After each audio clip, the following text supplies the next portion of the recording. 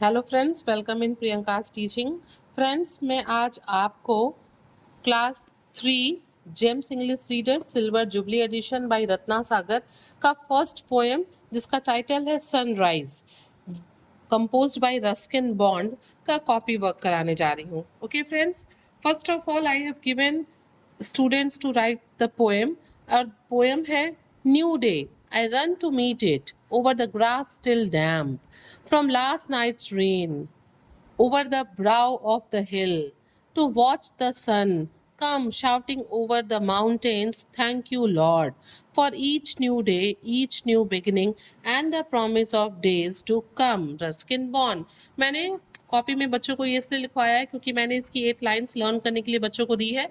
अगर आप चाहें तो यहाँ पे टाइटल पेज भी बनवा सकते हैं। ओके, हमेशा की ही तरह मैंने सबसे पहले स्टार्टिंग में दिया है डिक्टेशन वर्ड्स, जिसे आप डिफ़िकल्ट वर्ड भी लिख के हेडिंग डाल के करवा सकते हैं। और मैं इसे ज़रूर हर चैप्टर के शुरू में, चाहे वो पोएम हो चाहे स्टोरी हो, उसके बिगनिंग में मैं सबसे पहले डिक्टेशन वर्ड्स ज़रूर देती हूँ।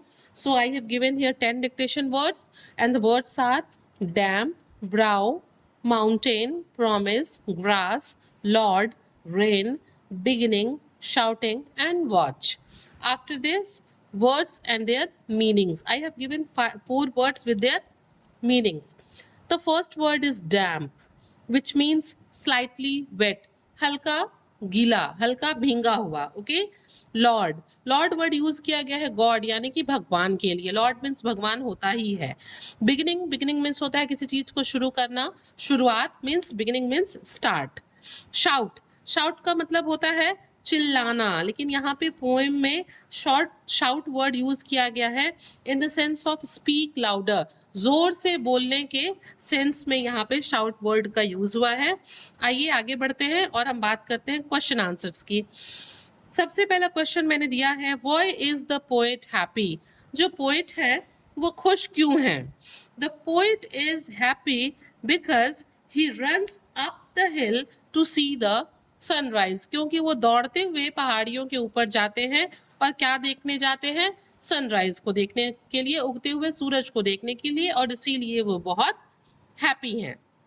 आइए क्वेश्चन नंबर 2 देखते हैं। And the question number 2 is, What does the poet want to watch? Poet क्या देखना चाहते हैं? रस्किन बॉन्ड क्या देखना चाहते हैं? The poet wants to watch the sun rising over the mountains. वो पहाड़ों के ऊपर से सूरज को उगता हुआ देखना चाहते हैं। ओके, वो चाहते हैं उस सीन को देखना जब आसमान में सूरज उग रहा हो, और इसीलिए वो दौड़ते हुए पहाड़ पे जाते हैं। Now come on the third and the last question of the poem. What does the poet thank the Lord for? मतलब किस चीज के लिए जो पोएट हैं वो भगवान को थैंक्स बोलते हैं? The poet thanks the Lord for each new day, each new beginning and the future. जो पोएट है रस्किन बॉन्ड, वो भगवान को उन्होंने जो नया दिन उन्हें दिया है उसके लिए, हर नए दिन की शुरुआत के लिए और अपने भविष्य के लिए भगवान को धन्यवाद दिया है, क्योंकि जो हमारा हर दिन है वो हमें किसने दिया है?